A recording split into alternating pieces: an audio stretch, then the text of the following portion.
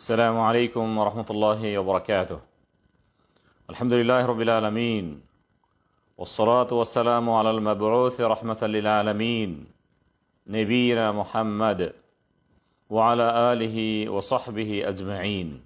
أما بعد، أعوذ بالله من الشيطان الرجيم. فاسألوا أهل الذكر إن كنتم لا تعلمون.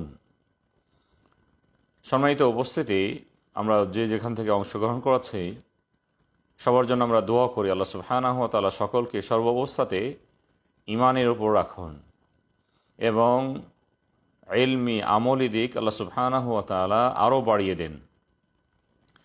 এরপরে আমরা বিগত দিনগুলোর মতো আজকেও ইনশাআল্লাহ প্রশ্নোত্তর পর্ব নিয়ে আপনাদের সাথে আছি। আজকেও বেশ কিছু গুরুত্বপূর্ণ প্রশ্ন এসেছে। সেই প্রশ্নগুলোর আমরা ইনশাআল্লাহ প্রথমত উত্তর দেওয়ার চেষ্টা করব, যেমনটি আমরা ইতিপূর্বে ঘোষণা দিয়েছি এবং উত্তর দিয়ে থাকি। আজকে আমরা প্রথম প্রশ্নের উত্তর দেব। আমাদের সম্মানিত ভাই মঈনুল ইসলাম ভাই প্রশ্ন করেছেন, তিনি সালাম দিয়েছেন। ওয়ালাইকুম আসসালাম রহমতুল্লাহ বারাকাতুহু। ভাই প্রশ্ন করেছেন যে মসজিদের কিবলার দিকে কোনো ব্যক্তির কবর রয়েছে, ওই মসজিদে সালাত আদায় করা কি বৈধ হবে? উল্লেখ্য যে কবরটি মসজিদের বাইরে, তবে এটি মসজিদের কেবলা বরাবর রয়েছে। এই ক্ষেত্রে আমাদের করণীয় কী হবে? সম্মানিত ভাই, অতি চমৎকার আপনি প্রশ্ন করেছেন।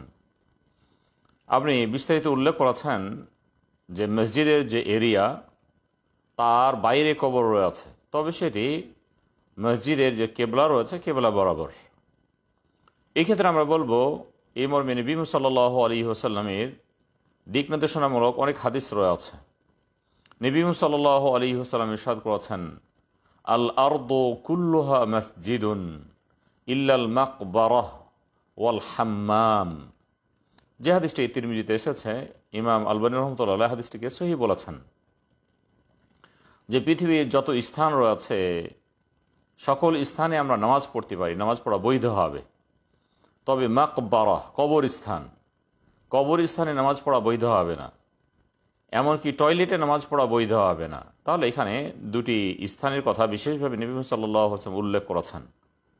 কবরস্থানে কেউ যদি নামাজ পড়ে তাহলে এটি ঠিক হবে না, এটি বৈধ হবে না। আমরা আরেকটি হাদিস পড়ব, যে হাদিসটি সহিহ মুসলিমে বর্ণিত হয়ে আছে। নবী সাল্লাল্লাহু আলাইহি ওয়াসাল্লাম ইরশাদ করেছেন, লা তাজলিসু আলাল কুবুর ওয়ালা তুসাল্লু ইলাইহা।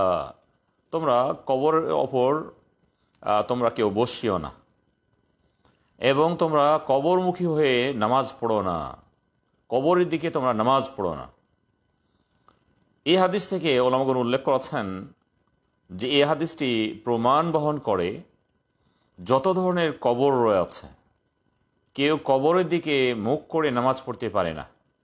সমষ্টিগত কবর, সেই ক্ষেত্রে যেমন হারাম, একইভাবে কবর যদি একটিও হয়, একটি কবরের দিকে লক্ষ্য করে নামাজ পড়া সেটি হারাম।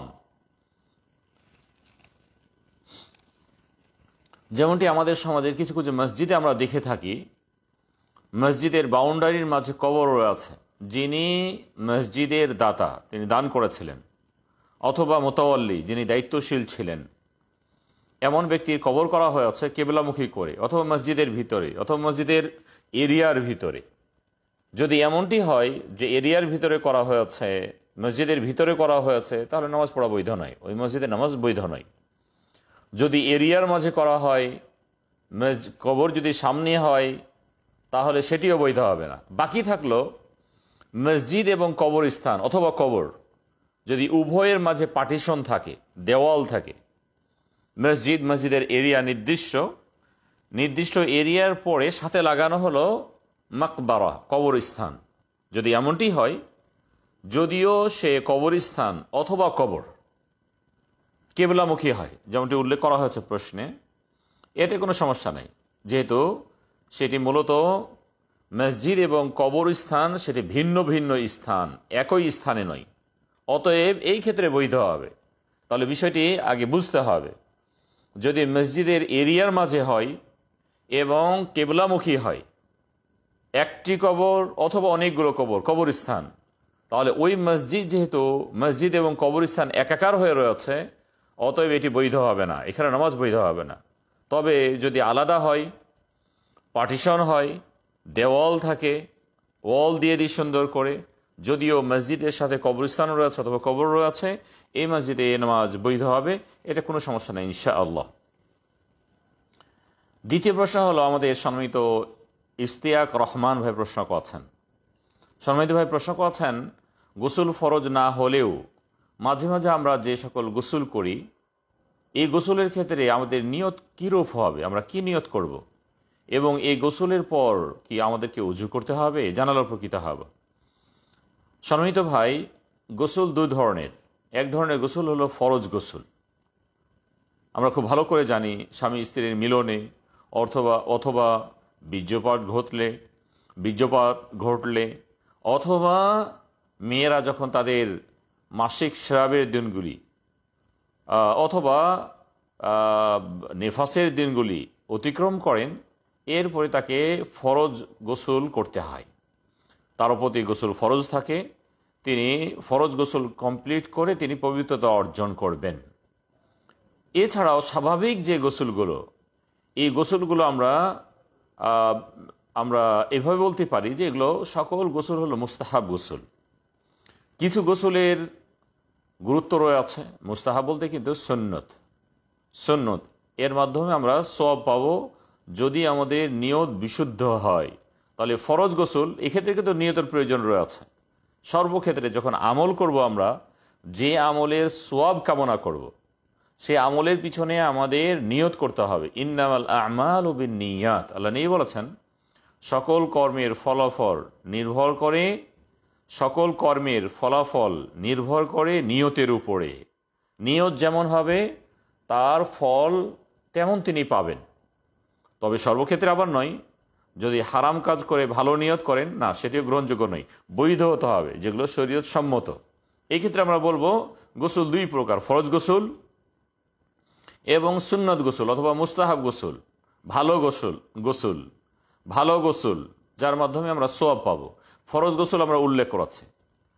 দ্বিতীয় প্রকার গোসল হলো যেগুলোকে আমরা সুন্নত গোসল বলতে পারি, মুস্তাহাব গোসল বলতে পারি, নফল গোসল বলতে পারি, যার মাধ্যমে আমরা সওয়াব পাবো। আর এই ধরনের গোসলগুলো নবী সাল্লাল্লাহু আলাইহি ওয়াসাল্লাম একটা করে উল্লেখ করেছেন। বিশেষ করে জুমার দিনের গোসল, এটি হলো সুন্নতি গোসল, অবশ্যই নিয়ত থাকতে হবে। অনুরূপভাবে ঈদের দিনের গোসল, আমরা যখন হজ অথবা উমরা করব, হজ পালনের পূর্বে আমরা এটি গোসল করব।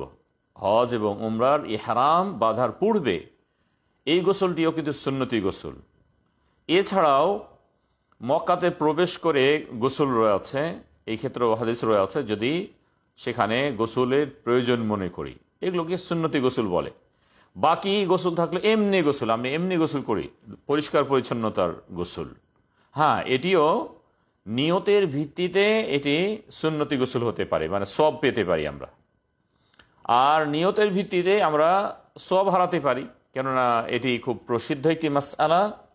কোনো নফল বিষয়, কোনো মোবাহ মানে ভালো কাজটি ভালো, নিয়তের ভিত্তিতে আমরা সওয়াব লাভ করতে পারি। দৈনন্দিনের খাওয়া, কেউ একটি আপেল খেতে যে তিনি নিয়ত করেছেন যে এই আপেলটি এজন্য খাচ্ছে যে আমার শরীরে শক্তি যোগাবে, রক্ত মাংস বৃদ্ধি হবে, এর মাধ্যমে আমি আল্লাহর অধিক ইবাদত বন্দেগী করতে পারবো, শরীরে যেহেতু শক্তি হবে, তাহলে এটি কিন্তু যেহেতু তিনি নিয়ত করেছেন বিশেষ নিয়ত, এর মাধ্যমে এটিও সোয়াবের হয়ে গেছে।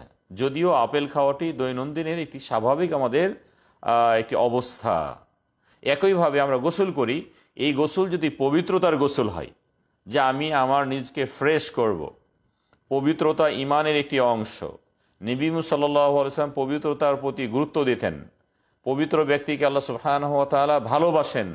ইন্নাল্লাহা ইউহিব্বুত তাওয়াবিন ওয়া ইউহিব্বুল মুতাতাহহিরিন, নিশ্চয় আল্লাহ সুবহানাহু ওয়া তাআলা তওবাকারীকে এবং পরিষ্কার পরিচ্ছন্নতা অবলম্বনকারী তাদেরকে তিনি ভালোবাসেন। বিধায় আমি আমার নিজকে সবসময় ফ্রেশ রাখি, পরিষ্কার পরিচ্ছন্ন রাখি। গোসল করতে গেছে এমনটি আমি নিয়ত করেছি, তাহলে স্বাভাবিক যে গোসলগুলো আমরা করি নিয়তের ভিত্তিতে ইনশাআল্লাহ আমরা সওয়াব লাভ করব।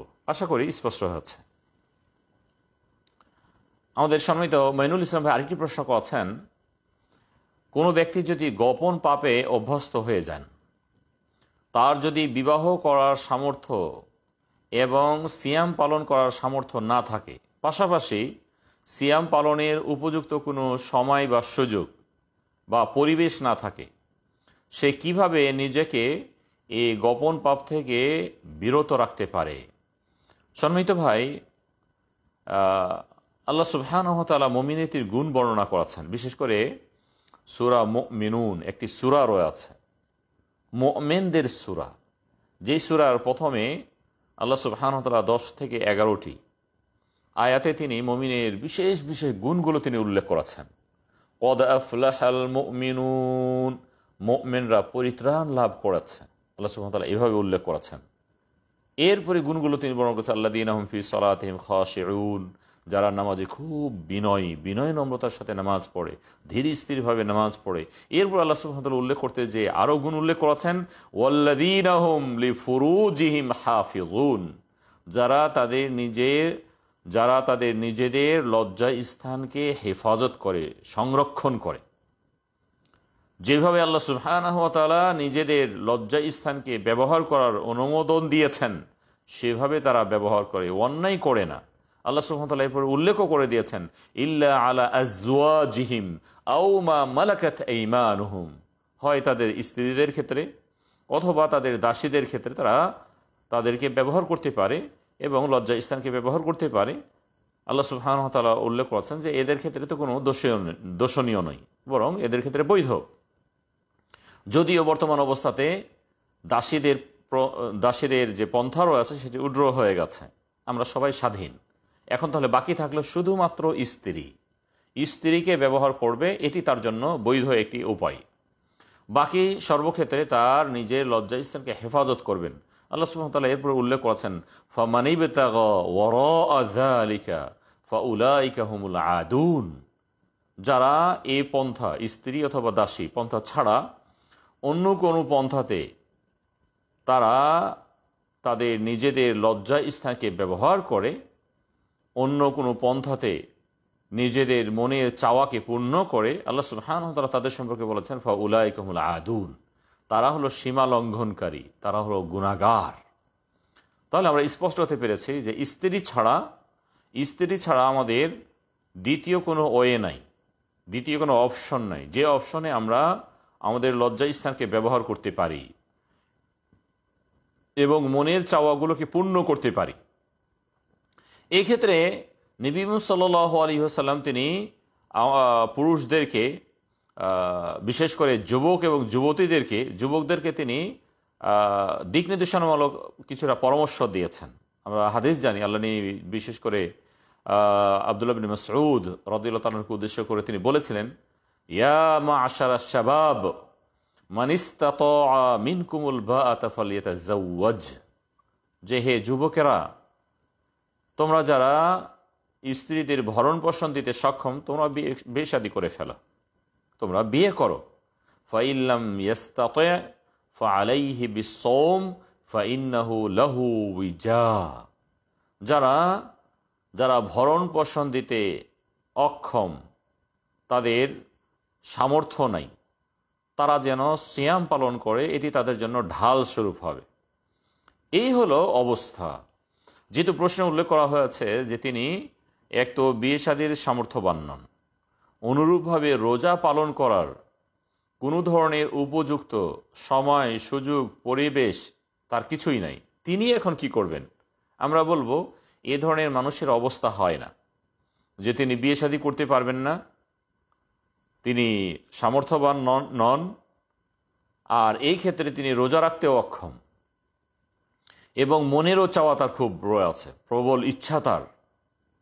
যদি এমনটি হয়, আমরা বলবো এই ধরনের কোনো অবস্থা মানুষের হয়ে ওঠে না।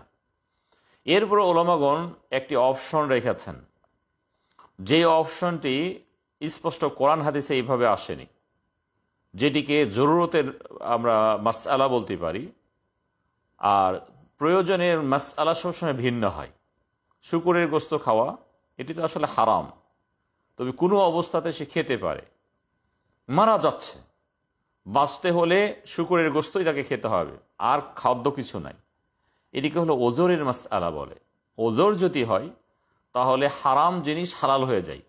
হারাম জিনিস সর্বক্ষেত্রে নয়, কিন্তু সর্বক্ষেত্রে নয়, এই ক্ষেত্রে বিশেষ করে কারো যদি ক্ষেত্র এমনটি হয় যে বিয়ে শাদী করতে তিনি সামর্থ্যবান নন, অনুরূপভাবে রোজা রাখতেও তিনি পারছেন না, কোনো ধরনের তার পরিবেশ পরিস্থিতি কিছুই নাই, এবং তিনি হারামে লিপ্ত হয়ে যাচ্ছেন, অন্য মেয়েকে তাকে ব্যবহার করতে হচ্ছে, তার মনের যে চাওয়া রয়েছে সে চাওয়া পূর্ণতার ক্ষেত্রে যদি এমনটি হয়, এই ক্ষেত্রে এই বড় অন্যায় থেকে বাঁচার জন্য যদি তিনি অন্য কোনো পন্থাতে বীর্য স্খলন ঘটান, তাহলে এই ক্ষেত্রে ওজর বশত, আমরা আবারও বলছি ওজর বশত সেটি কখনো কোনো অবস্থাতে সেটি বৈধ হতে পারে, কেননা তিনি আর পারছেন না, এখন হারামে লিপ্ত হবেন, তার কোনো উপায় নাই।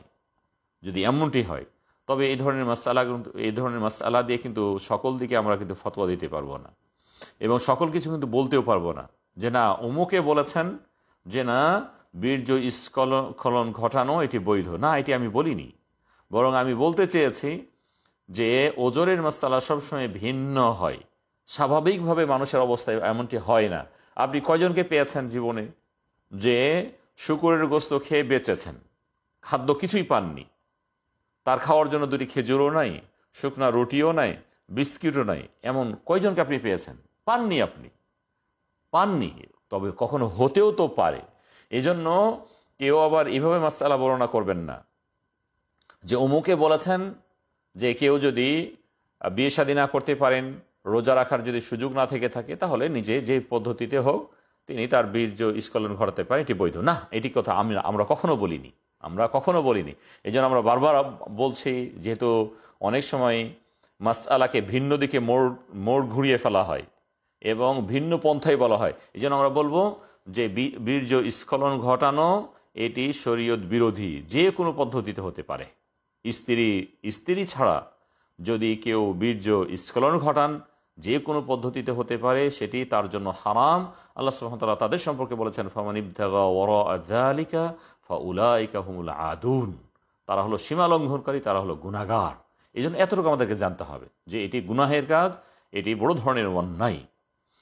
আমাদের মোহতারমা এক বোন তিনি প্রশ্ন করছেন, ওয়ালাইকুম আসসালাম রাহমাতুল্লাহি ওয়া বারাকাতুহু, আল্লাহ যে নিদর্শন নিয়ে চিন্তা ভাবনা করতে বলেছেন, আমরা যারা সাধারণ মানুষেরা রয়েছি, যারা কোরআন এবং হাদিস কম বুঝি, তারা কিভাবে চিন্তা গবেষণা করলে আমরা হিদায়াত লাভ করব?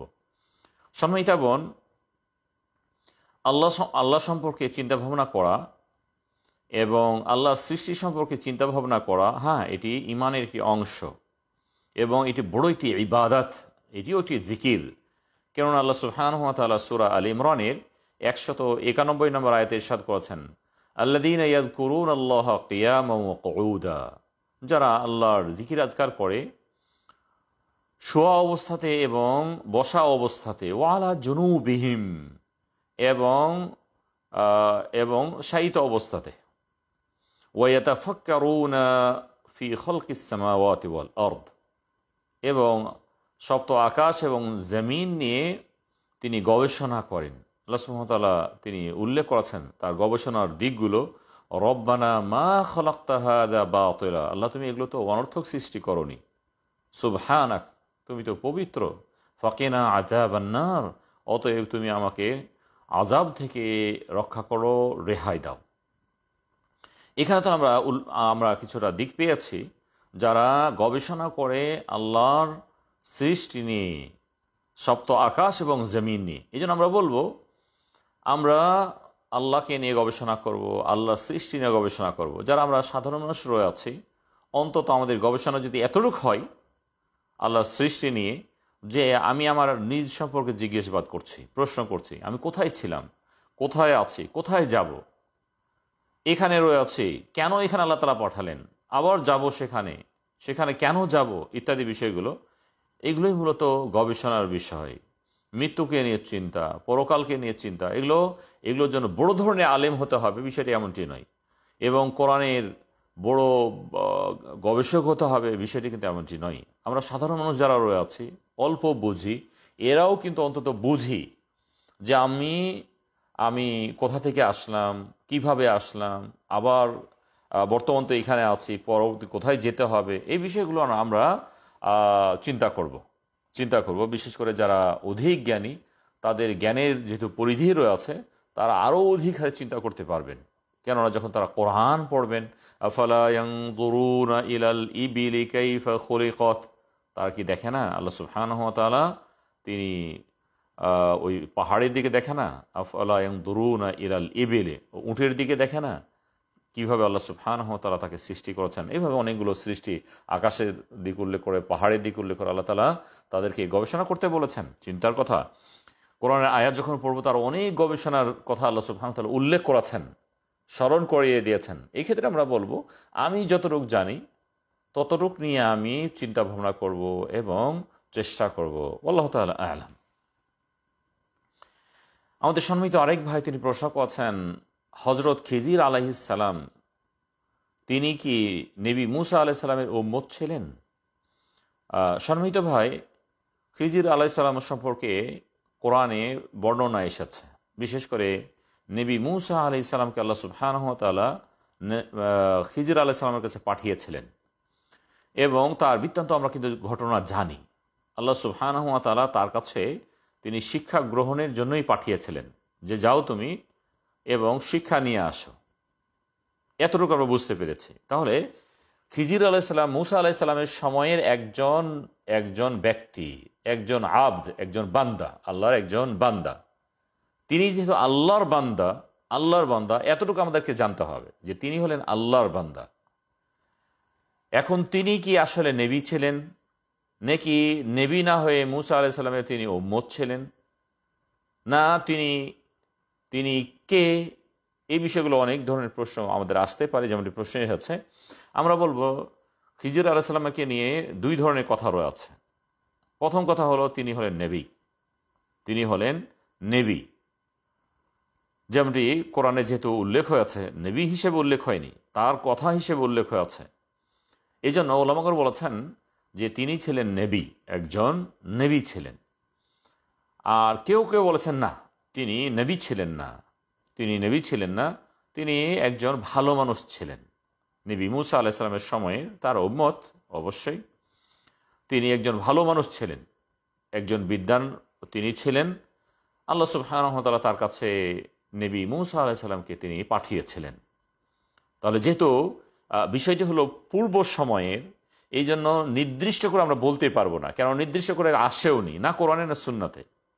এই জন্য কেউ এই কথা বলতে পারবে না যে নবী মুসা আলাইহিস সালামের তিনি সময়ের একজন নবী, এ কথা কেউ বলতে পারবেন না। তাহলে কেউ বলেছেন নবী, কেউ বলেছেন যে তার উম্মত। আমরা এতটুকুই থাকি। আসলে এই নিয়ে বড় ধরনের মতানৈক্য তৈরি করা, এর দ্বারা আমরা কোনো লাভবান হব না, আমাদের লাভের কোনো দিক আমরা খুঁজে পাবো না। বরং আমরা মেনে নেব যে তিনি ছিলেন একজন বিজ্ঞ আল্লাহর বান্দা। এতটুকু আমাদেরকে জানতে হবে।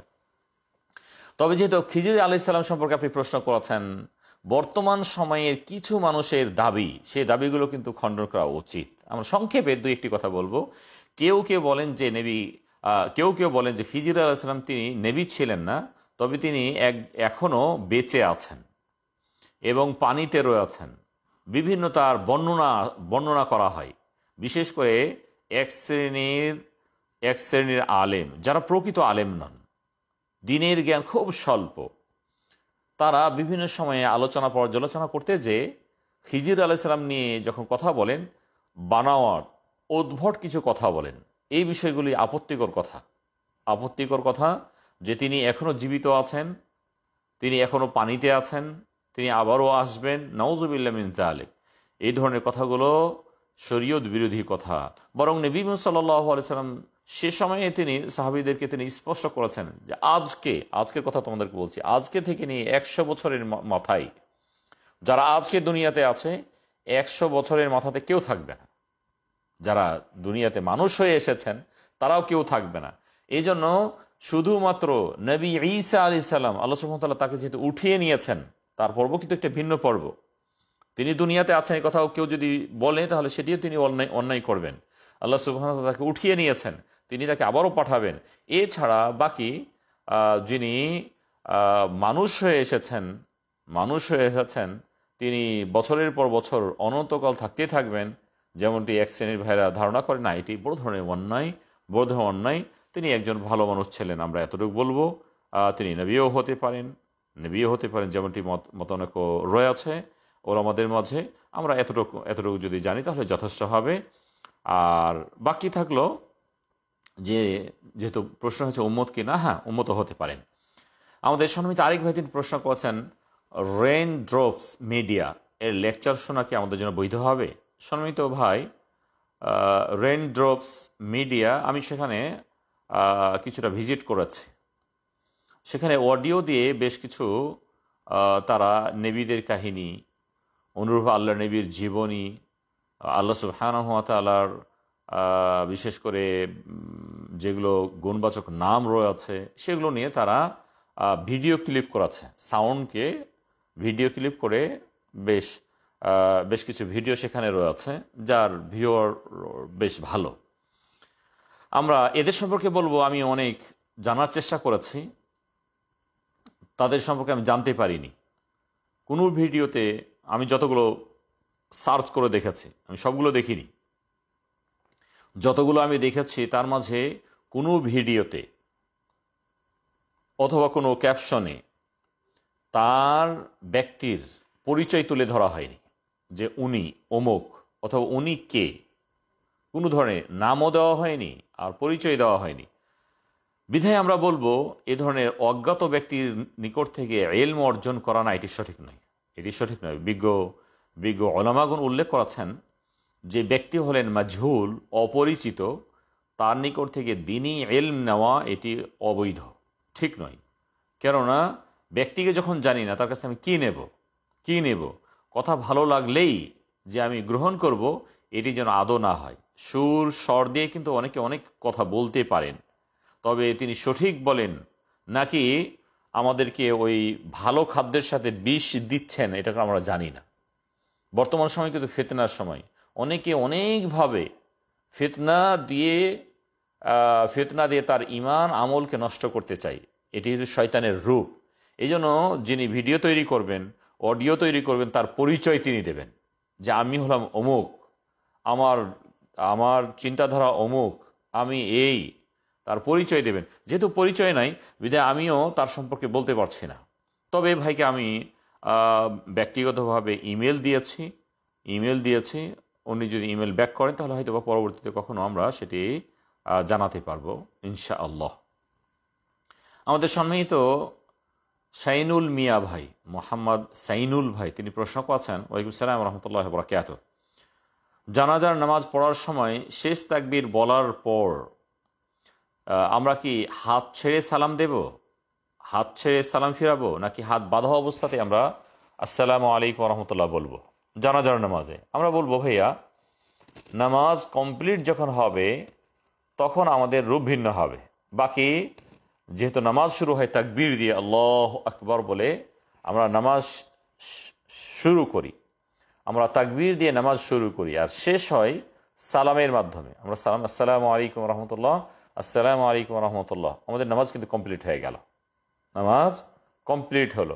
এরপর আমরা হাতের অবস্থা স্বাভাবিক করব। তাহলে আমরা এইভাবে বলতে পারি যে আমরা হাত বাঁধা অবস্থাতে সালাম দেব। সালাম দিয়ে যখন সালাম পূর্ণ হবে, সালাম ডান দিকে একবার সালাম দিতে হয়, আসসালামু আলাইকুম রহমতুল্লাহ। বিশেষ করে জানাজার ক্ষেত্রে এটি সঠিক, যদিও অনেক ক্ষেত্রে দুই দিকে সালাম দেওয়া হয়। আমরা যখন ডান দিকে সালাম দেবো, এরপর আমরা হাত ছেড়ে দেবো, এরপরে আমরা হাত ছাড়বো। এই হলো আজকের সংক্ষিপ্ত যে প্রশ্নগুলো আমাদের এসেছিল। যে ভাইয়ের প্রশ্ন করেছিলেন সকলকে আন্তরিকভাবে অভিনন্দন জানাচ্ছি। আজকেও সম্ভবত কিছু প্রশ্ন এসেছে আমাদের এই লাইভ অনুষ্ঠানে। আমরা দেখি কিছু প্রশ্নের উত্তর দেওয়া যায় কিনা। আপনারা যারা সাথে আছেন আমাদের, আমরা একটু সময় নেব আপনাদের কাছে, যেন আমরা আপনাদের প্রশ্নগুলো, আজকের আগত প্রশ্নগুলো থেকে কিছু প্রশ্ন আমরা বলতে পারি।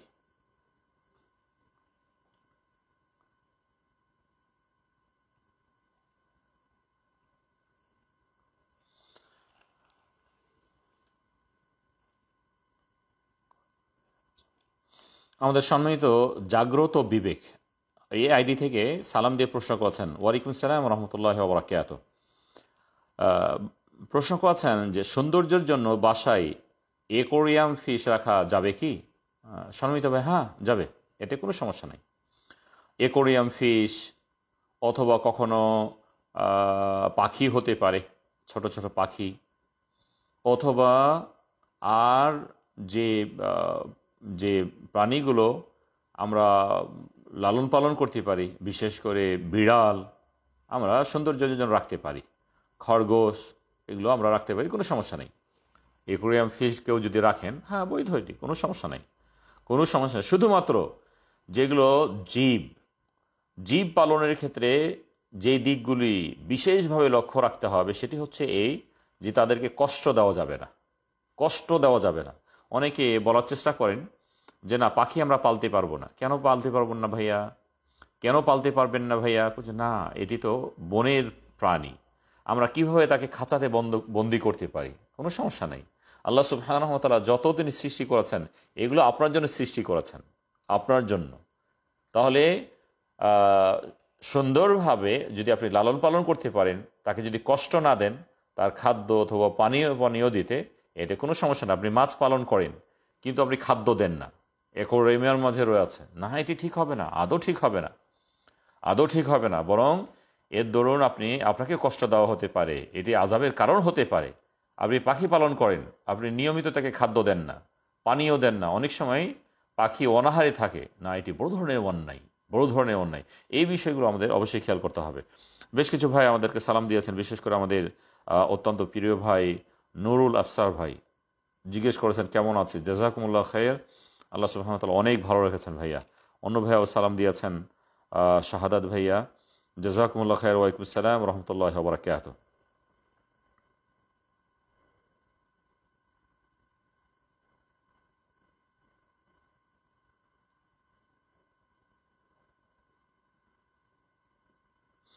আমাদের সম্মানিত শাহাদাত সান্নি ভাইয়ের প্রশ্নের উত্তর দিয়ে শেষ করবো, কেননা এটি আমাদের শেষ প্রশ্ন। সম্মিত ভাই সালাম দিয়ে প্রশ্ন করেছেন, ওয়ালাইকুম আসসালাম রহমতুল্লাহ বরাকাত।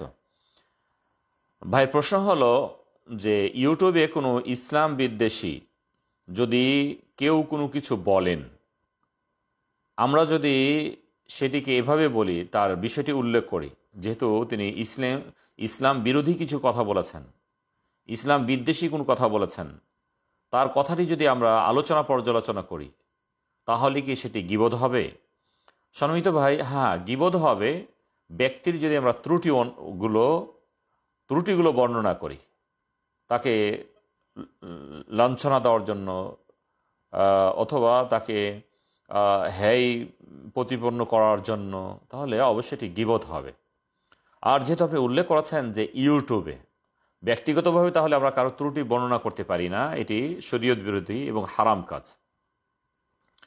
তবে যদি তাতে ইসলামের কোনো মাসলাহাত থাকে, কল্যাণের দিক থেকে থাকে, কোনো ব্যক্তি এমন অন্যায় যে অন্যায়টি ব্যক্তির সাথে সম্পৃক্ত নয়, বরং সেটি ইসলামের সাথে সম্পৃক্ত, চাই সরাসরি হতে পারে অথবা ইউটিউবে হতে পারে, এই ক্ষেত্রে মাসলাহাতান